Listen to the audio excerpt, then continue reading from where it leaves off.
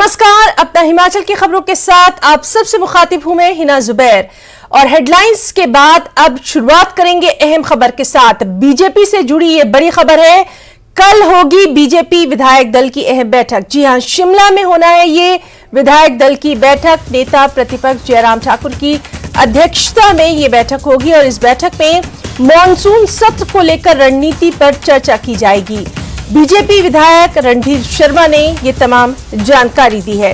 तो बीजेपी से जुड़ी बड़ी खबर, कल होगी बीजेपी विधायक दल की अहम बैठक। शिमला में होना है ये विधायक दल की बैठक। नेता प्रतिपक्ष जयराम ठाकुर की अध्यक्षता में होगी ये बैठक। सबसे अहम कि इस बैठक में मॉनसून सेशन को लेकर रणनीति पर चर्चा की जाएगी। इन तमाम बातों की जानकारी बीजेपी विधायक रणधीर शर्मा ने दी है। तो बीजेपी विधायक दल की बैठक, जिसके ताल्लुक से लगातार आपको अपडेट देते रहेंगे। जिस तरह से इसमें रणनीति बनाई जाएगी मॉनसून सत्र को लेकर, उस पर इस बैठक में मंथन किया जाएगा, विचार विमर्श किया जाएगा।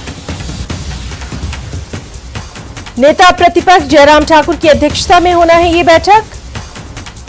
शिमला में होगी विधायक दल की बीजेपी की ये बेहद अहम बैठक।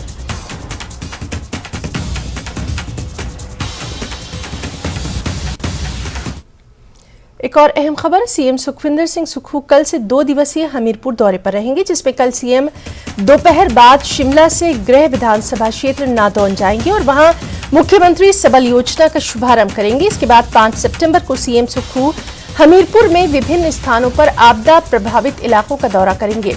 हमीरपुर के बाद सीएम सुक्खू 6 सितंबर को कांगड़ा जिले के पालमपुर जाएंगे।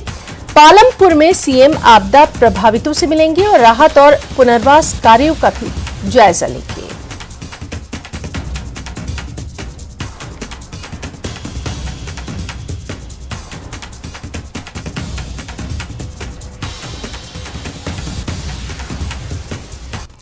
गारंटी और हिमाचल के विकास को लेकर बीजेपी ने सुक्खू सरकार और कांग्रेस पर हमला बोला है। बीजेपी ने कहा कि कांग्रेस राज में जनता को ना गारंटी मिली ना ही विकास, इसके अलावा आपदा प्रबंधन में भी सरकार जीरो साबित हुई, लेकिन खर्चे करने में हीरो बनी हुई है।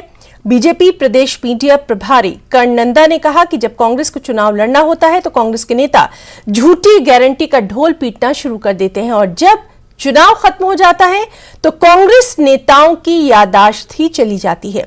उन्होंने ये भी कहा कि महिलाओं को 1500 रुपए प्रति महीना और युवाओं को रोजगार देने वाले वादे को कांग्रेस पार्टी की सरकार पूरी तरह से भूल चुकी है।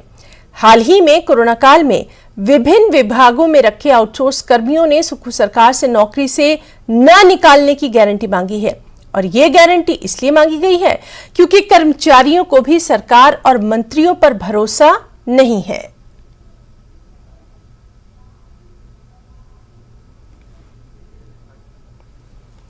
केंद्रीय मदद को लेकर भाजपा के आरोपों पर लोक निर्माण मंत्री विक्रमादित्य सिंह ने पलटवार किया है। विक्रमादित्य सिंह ने कहा कि कांग्रेस मुद्दा आधारित राजनीति करती है। उन्होंने कहा कि आपदा के समय केंद्र से जो सहयोग मिला उसका धन्यवाद, लेकिन जो मदद मिलनी चाहिए थी वो नहीं मिली और इसकी वो कड़ी निंदा करते हैं। विक्रमादित्य सिंह ने कहा कि अभी तक केंद्र से सिर्फ 250-300 करोड़ ही मिले हैं।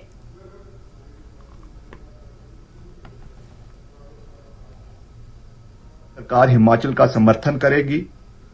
हम पूरी मजबूती से केंद्र सरकार का धन्यवाद करेंगे, मगर जहां पर हिमाचल का सहयोग केंद्र से नहीं मिलेगा, I will be the first person to raise voice against the central government, any minister or even the prime minister for that matter, because we live in a parliamentary democracy where to raise the voice of the people should not be considered as criticism but as raising the issues of the people. मुद्दा आधारित, तथ्य आधारित राजनीति पर जो है आगे बढ़ने का प्रयास करते रहेंगे। हाँ, मैंने पीएम जेएसवाई का सहयोग केंद्र से मिला, उसके लिए मैंने प्रधानमंत्री जी का भी धन्यवाद किया और केंद्रीय जो हमारे रूरल डेवलपमेंट मिनिस्टर है उनका भी धन्यवाद किया। मगर जिस तरीके से हिमाचल को इस डिजास्टर में जो सहयोग मिलना चाहिए था, 10,000 करोड़ का अनुमानित नुकसान हुआ है, उसकी तुलना में केवल 250-300 रुपए हिमाचल को देना, वो भी जो चरणबद्ध तरीके से हिमाचल को मिल रहा था, मगर कोई भी पैकेज हिमाचल के लिए अनाउंस ना करना, इसकी हम कड़ी शब्द। भाजपा प्रदेश उपाध्यक्ष और चुरा विधायक हंसराज की अध्यक्षता में मंडल नूरपुर कार्यकारिणी की बैठक हुई। इस बैठक में विधायक हंसराज ने कांग्रेस पर गारंटियों को लेकर हमला बोला और कहा कि कांग्रेस पार्टी ने 10 गारंटियों का प्रलोभन देकर आम जनता के साथ छल किया है। अभी तक ना तो 1500 रुपए की पेंशन किसी महिला को मिली, न ही किसी ने 2 रुपए किलो गोबर खरीदा। कांग्रेस ने 10 गारंटियां जो है वो एक प्रलोभन देकर के लोगों को ठगा हिमाचल में। अभी उसके तहत भी हम लोग जन जागरण का विषय चलाए हुए हैं। इन्होंने झूठ कहा कि हर महिला को हम 1500 रुपए देंगे, 2 रुपए किलो जो है वो गोबर खरीदेंगे, 5-5 लाख जो है वो नौकरियां देंगे, और आपके सामने ही सारी चीजें हैं। और जिस तरह से अभी आपदा के समय में इन्होंने अपने कार्यकर्ताओं को कैश इन हैंड भी दिया, और जिस तरह से इन्होंने इस धन का भी दुरुपयोग किया है, अव्यवस्था एक तरह से रही है, उस सब चीजों को लेकर के पूरे हिमाचल प्रदेश में किस तरह से भारतीय जनता पार्टी आम जनमानस को सहयोग कर सकती है कार्यकर्ताओं का मनोबल बढ़ाने के लिए, और कार्यकर्ता आगामी चुनाव के लिए बिल्कुल तैयार रहे। और एक देश एक चुनाव, इस तरफ भी हम लोग बढ़ रहे हैं, और परिस्थितियां जो है वो कैसे अनुकूल बने इस प्रदेश में भी आम जनमानस के लिए, और अंत्योदय की भावना से हम लोग कैसे लोगों को न्याय दिला पाएं, इसके लिए इस तरह की बैठकों का आयोजन हम लोग कर रहे हैं। खबर नूरपुर से है, जहां विधायक रणवीर सिंह निक्का ने आपदा को लेकर एक प्रेस कॉन्फ्रेंस की। इस प्रेस कॉन्फ्रेंस में उन्होंने कहा कि नूरपुर की विभिन्न पंचायतों में भारी तबाही हुई है, जिसकी पूरी डिटेल उन्होंने प्रशासन को सौंप दी है। यहां विधायक ने मुख्यमंत्री सुखविंदर सिंह सुक्खू से प्रभावितों को जल्द भूमि और मकान निर्माण के लिए सहायता देने की भी मांग की।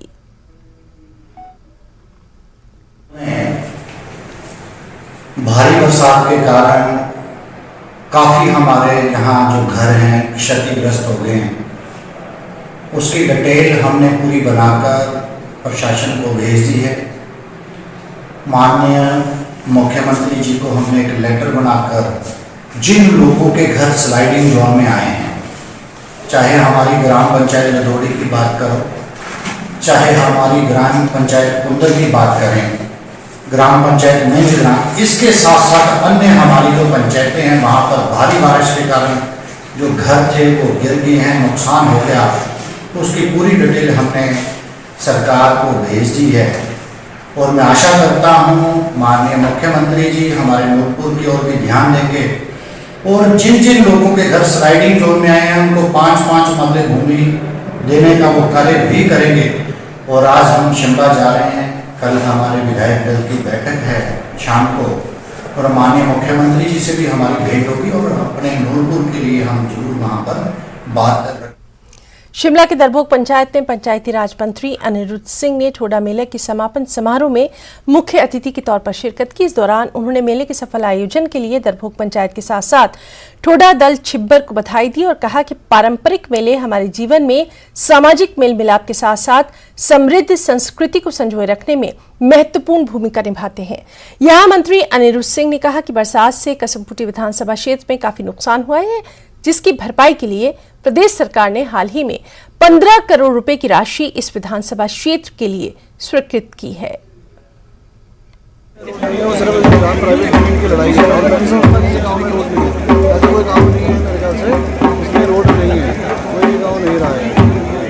केवल मात्र अगर प्राइवेट जमीनों की लड़ाई के कारण वहाँ सड़क ना पहुँची हो, वो बात अलग है। आप गलत बोल रहे हैं, स्कूल अलग है और PHC अलग है। नहीं, उसमें क्लासें चलाई जा रही है जो भी, उसमें कोई क्लासें नहीं होती है। आप गलत बोल रहे हैं, आप जाके देखिए।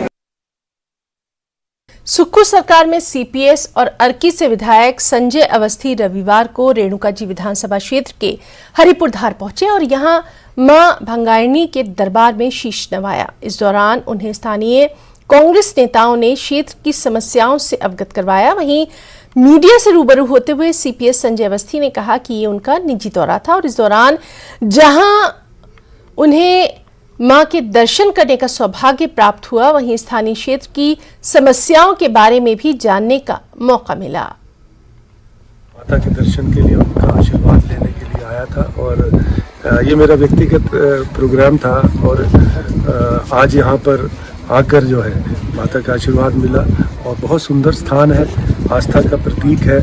और मैं बड़ा प्रभावित हुआ एक बात से कि एक बहुत अच्छी साफ सफाई और यहाँ व्यवस्था जो बनाई है मंदिर कमेटी ने, इसके लिए मैं बधाई देना चाहूँगा। और आने वाले समय में भी इस तरह जो है मिलजुल के, क्योंकि जब हम सब मिलके एकजुट होकर जो है इस तरह के कार्य में अपना सहयोग देते हैं तो स्थान भी विकसित होता है और आस्था भी बढ़ती है। यहाँ आकर जहाँ माता का आशीर्वाद मिला, वहीं स्थानीय लोगों से मुझे मिलने का मौका मिला और यहाँ की समस्याओं से रूबरू होने का मौका मिला, चाहे वो स्वास्थ्य सुविधाओं की बात थी या फिर सड़क निर्माण कार्यों को लेकर था। और ये जो आपदा हिमाचल प्रदेश में अचानक आई है, जिससे पूरा हिमाचल प्रदेश आज अस्त व्यस्त हुआ है, ये आपका क्षेत्र भी, यहाँ का क्षेत्र भी उससे अछूता नहीं रहा है। और यहाँ की जो समस्याएं हैं, यहाँ से मैं उनको लेकर जा रहा हूँ माननीय मुख्यमंत्री जी से। यहाँ की जो लोगों की जो डिमांड्स थी उनको मैं उनके समक्ष रखूँगा। और जो खास तौर पे जो स्थानीय विधायक हैं और वरिष्ठ विधायक हैं, वरिष्ठ नेता हैं श्री विनय कुमार जी, उनसे भी मेरी बातचीत हुई है। और क्योंकि ये मेरा अचानक प्रोग्राम बना तो किसी को भी इस बारे में सूचना नहीं थी, उनको भी नहीं थी, और जो यहाँ पर मेरे संगठन के साथी हैं उनको भी कोई सूचना नहीं थी। तो ये अचानक उनसे रूबरू हुआ। तो लेकिन यहाँ की समस्याएं मेरी भी समस्याएं हैं और उन समस्याओं का समाधान करना मेरी प्राथमिकता रहेगी। पूर्व मुख्यमंत्री प्रेम कुमार धूमल ने इंडिया गठबंधन को लेकर निशाना साधा और कहा कि इंडिया गठबंधन तकरार से भरा पड़ा है, बहुत ज्यादा पार्टियां इसमें शामिल हैं, ऐसे में 2024 तक मौजूद रहने वाला नहीं है। साथ ही उन्होंने सूर्य पर आदित्य मिशन L1 के लिए इसरो को बधाई दी। मुझे लगता है जो गठबंधन में शामिल हैं उनको उससे पहले काफ़ी मुश्किल आ जाएगी, कोई ना कोई टकराव उनका होगा, क्योंकि उनके हित आपस में टकराते हैं। कभी कोई भी बैटरी छोड़ के चला जाता है, कभी कोई छोड़ के चला जाता है। ये तो शुरू में ही हालत है, तो अंजाम जब आएगा तब तक क्या हालत होगी। ये गठबंधन टिकेगा नहीं, और टिकेगा भी तो चुनाव में हारेगा। और अब जो L1 का आज प्रक्षेपण होगा वो भी बहुत बड़ा एक कदम स्पेस के क्षेत्र में भारत की ओर से उठाया जा रहा है। और इसरो का इसमें बहुत ही शानदार काम है और पूरा स्वदेशी मॉडल में बनाया गया है। 2024 में होने वाले लोकसभा चुनाव के लिए भाजपा ने पूरी तरह से कमर कस ली है और लोकसभा चुनाव में बेहतर प्रदर्शन के लिए लगातार बैठकों का दौर भी जारी है। इसी कड़ी के तहत ऊना मंडल की बैठक पार्टी कार्यालय दीप कमल में आयोजित की गई। इस बैठक की अध्यक्षता मंडल अध्यक्ष हरपाल गिल ने की, जबकि ऊना सदर के विधायक सतपाल सिंह बैठक में विशेष रूप से मौजूद रहे। इस दौरान भाजपा के वरिष्ठ नेताओं ने आने वाले दिनों में चलाए जाने वाले विभिन्न कार्यक्रमों और अभियानों की रूपरेखा तैयार की। वहीं केंद्र सरकार की कल्याणकारी नीतियों को जन जन तक पहुंचाने का भी निर्णय लिया गया। सितंबर पंडित दीनदयाल उपाध्याय जी जो भारतीय जनता पार्टी के राष्ट्रीय अध्यक्ष और राष्ट्रीय महामंत्री रहे, उनकी जयंती है, उसको मनाने का कार्यक्रम तय किया गया। और इसी तरह से 2 अक्टूबर महात्मा गांधी जी की जयंती के उपलक्ष्य में हम लोग स्वच्छ भारत ऐसा एक स्वच्छता अभियान चलाते हैं, उसकी समीक्षा की गई और उसकी योजना बनाई गई है। शिक्षा मंत्री रोहित ठाकुर और उपायुक्त शिमला आदित्य नेगी ने उपमंडल रोहणु के धरोटी गांव का दौरा किया और बीती रात यहां हुए भीषण अग्निकांड का स्थल का दौरा किया, राहत एवं पुनर्वास कार्यों की समीक्षा की।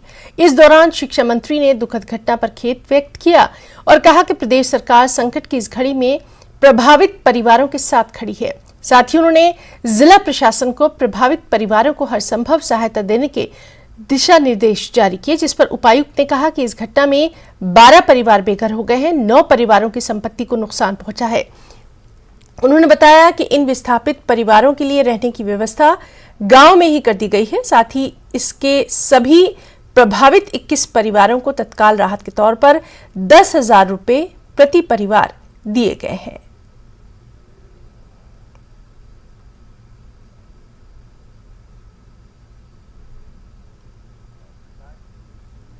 मंडी के 9 मील के पास ट्रकों में प्रेशर पाइप फटने से आग लगी थी। इस बात का खुलासा प्रारंभिक जांच से हुआ। प्रेशर पाइप फटने के कारण जोर का धमाका हुआ, एक ट्रक में आग लगी। बाद में इस आग की चपेट में 2 और ट्रक आ गए और पूरी तरह से जल गए।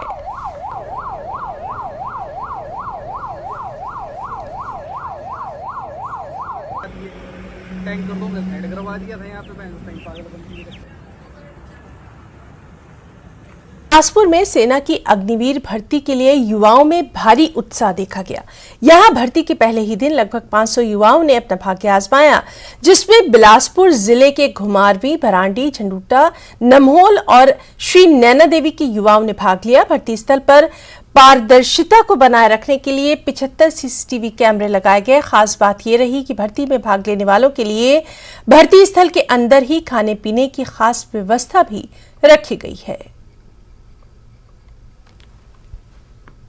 मैं हिमाचल मीरपुर से आया हूँ और अभी मैं इसकी आर्मी की इसके लिए रैली के लिए आया हूँ। यहाँ पे अग्निवीर के लिए आया हूँ यहाँ पे ना, मैं साथ मेरे दोस्त आए हैं सभी। तो कल भर्ती है और अभी तो देखते हैं अब कल क्या बनता है हमारा, होते हैं कि नहीं होते हैं। के ओल्ड बस स्टैंड में एचआरटीसी की बस ने एक शख्स को कुचल दिया। मौके पर ही इसकी मौत हो गई। पुलिस ने मामला दर्ज कर लिया है, कार्रवाई शुरू कर दी गई है। हम आए ना यहाँ पे तो डेड था, वहाँ पे पड़ा हुआ लकी डेड था यहाँ पे। इसके ऊपर मैं कपड़ा डाला और किसी ने कुछ सारे पीटी लगे थे मैंने यहाँ, मतलब उससे 5-10 मिनट पहले हुआ ये हादसा जो हुआ ना। तो मैं पहुंचा तो उस टाइम यहाँ ब्लड ही ब्लड था सारे में, तो इसके ऊपर किसी ने कपड़ा भी डाला, मैंने बस आके वो कपड़ा डाला इसके ऊपर ढक दिया, मतलब इसको कि थोड़ा ढक कर दो इसको, तो जिंदा तो है नहीं, वापिस तो आ नहीं सकता। बाकी लोग तो लगे वीडियो बनाने अपने, भाई उठाओ किसी हो तो गया, कपड़ा डाल दो इसके ऊपर। अब कोई न्यूज़ वाले बोल रहे प्राइवेट बस के नीचे आया है, अब जब पता ही नहीं इस चीज़ का पता ही ना वो डालने की न्यूज़, अब ये भी मैंने देखा। खबर बद्दी से है, जहां नालागढ़ नेशनल हाईवे 105 पर बागपनिया में सड़क हादसा हुआ। यहां तेज रफ्तार ट्रक ने एक प्रवासी को कुचल दिया। चालक मौके से फरार हो गया। पुलिस ने मामला दर्ज कर आगे की कार्रवाई शुरू की। मृतक की पहचान दिलीप कुमार बाबूराम निवासी यूपी के तौर पर की गई है। नीचे आ रहा तो बोला ड्यूटी जा रहे 4 बजे आ जाएंगे, संडे था, अब बस इसे हो गया। कौन सी कंपनी में काम करते थे? संदार कंपनी में। जब गड्डी निकली तो बंदा गिर गया, गड्डी तेज थी, गड्डी का ट्रक था कोई तेज रफ्तार था, बहुत तेज था, नालागढ़ की तरफ जा रहा था, नालागढ़ की तरफ, बद्दी की तरफ से आ रहा था। इसकी पहचान हुई लड़के की कौन है? एक्सीडेंट यहाँ पर हमें सूचना मिली थी कि एक जो कंटेनर वाला है, कंटेनर वाले ने नीचे कर दिया, बंदा ऑन स्पॉट ही रहता है। तो हम आए हैं जहाँ पर इसके फैमिली वाले भी यहाँ हैं और कंटेनर वाला वो हिट करके इनकी पहचान। देश भर में पुरानी पेंशन बहाली की मांग को लेकर 1 अक्टूबर को दिल्ली में कई राज्यों के लाखों कर्मचारी जुटेंगे। बता दें कि हिमाचल सहित देश के कुछ अन्य राज्यों में पुरानी पेंशन बहाल हो चुकी है। अब देश के अन्य राज्यों में भी ये मांग तूल पकड़ने लगी है। आपको बता दें कि नाहन में अराजपत्रित कर्मचारी महासंघ की जिला कार्यकारिणी के गठन को लेकर बैठक हुई। इस दौरान एनपीएस कर्मचारी संघ के प्रदेश अध्यक्ष प्रदीप ठाकुर ने कहा कि विभिन्न राज्यों के करीब 6 से 7 लाख कर्मचारी 1 अक्टूबर को देश की राजधानी दिल्ली में जुटेंगे और यहां देश भर में पुरानी पेंशन बहाल करने की मांग उठाई जाएगी। हमने लगातार प्रयास किया और प्रदेश सरकार के पास जो अधिकार था या जो पावरें थी, प्रदेश सरकार ने हमारी पेंशन हूबहू बहाल की है और हमें सचमुच वैसी ही पेंशन मिलनी अब शुरू हुई है जो जिसके लिए हमने संघर्ष किया।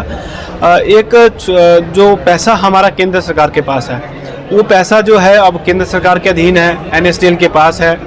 उस पैसे को वापस लाना या हमें वो मिलेगा कैसे, तो इसके ऊपर केंद्र सरकार का अधिकार है। हमने लगातार कोशिश की है, केंद्र सरकार से पत्राचार भी हम कर रहे हैं, सांसदों के माध्यम से भी अपनी बात रख रहे हैं, प्रदेश सरकार के माध्यम से भी रख रहे हैं और माननीय मुख्यमंत्री महोदय ने भी जो है प्रधानमंत्री महोदय को केंद्र सरकार को पत्र लिखा है। उम्मीद करते हैं ये पैसा हमारा जल्दी हमें मिलेगा। अगर ये पैसा हमें जल्दी नहीं मिलता तो हम 1 अक्टूबर को जो है दिल्ली में पुरानी पेंशन बहाली के लिए बहुत बड़ी रैली होने जा रही है। उस रैली का हिस्सा हम बनने जा रहे हैं। कुल्लू के भुंतर बड़ा भुईन पंचायत में 4 लेन प्रभावितों का NHAI के खिलाफ क्रमिक अनशन 6 दिनों से जारी है। बता दें कि बड़ा भुईन पंचायत के 4 लेन प्रभावितों ने NHAI पर शोषण का आरोप लगाया। 1 साल पहले क्षेत्र के 36 परिवारों को घरों को खाली करने के नोटिस जारी किए गए थे, जिसके बाद प्रभावितों ने अपने घर खाली कर दिए, लेकिन NHAI की तरफ से प्रभावितों को मुआवजा नहीं दिया गया। ऐसे में प्रभावित परिवार लोगों के घरों में किराए के मकान में रहने पर मजबूर हैं।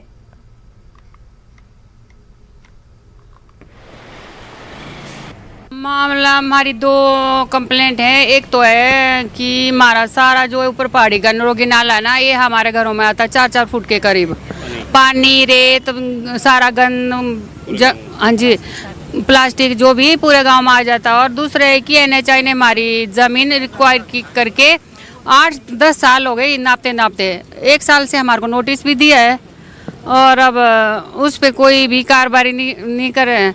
और ना ही हम कुछ उस पे बनाने को है, ना ही हम बेचने को है, ना ही किराएदार रखने को है। कानगो साहब ने बोला था कि जब नापने आए थे कि खाली कर दो मकान अपना, ये 3 महीने में टूट जाएगा। तो हमने तो मकान भी खाली किया है और दुकान भी। अब खुद भी दूसरी जगह घर बना रहे हैं, लोगों से लोन जो भी बैंकों से लेके। अब हम उस घर को बनाए या इसको देखें, ना हम इसको मेंटेनेंस कर सकते हैं अपने पुराने घर को। ग्रामीणों के जो मुख्य 2 डिमांड्स हैं, नंबर 1 ड्रेनेज का इशू है, नंबर 2 इनका लैंड एक्विजिशन से रिलेटेड इश्यूज़ हैं।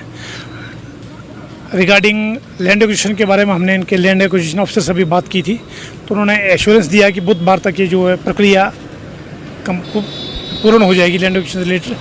बाकी जो ड्रेनेज के बारे में हम एक यहाँ से रिकमेंडेशन SDM साहब के थ्रू भेजेंगे NHI को।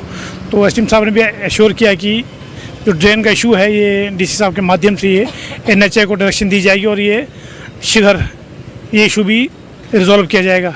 यहाँ 2 इश्यूज मेन है जी, जिसके लिए जो अनशन पर बैठे हुए हैं। एक इशू तो है जो पानी के इशू है। NHI ने बरसात का पानी का इशू है। NHI ने जो रोड बनाया हुआ है ये चौक के यहाँ, तो सारी ढलान जो है सारी नीचे को निकाल के रखी और पानी की प्रॉपर निकासी नहीं की है, जिसके कारण जो है जो भी पानी आता है ऊपर से और सीधे लोगों के घरों में घुसता है।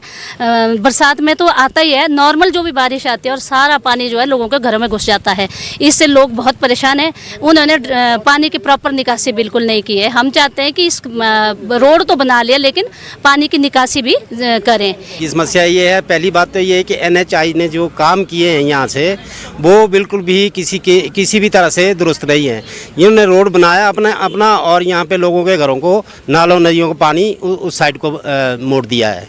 दूसरी बात ये है कि अब जो ये NHI द्वारा जो इनके स्थानीय लोगों के 36 घर जो प्रभावित है उनके मकान को चिन्हित किया हुआ है और आज 1 साल बीतने के बावजूद भी अभी तक इनकी कोई सुध नहीं ली जा रही है।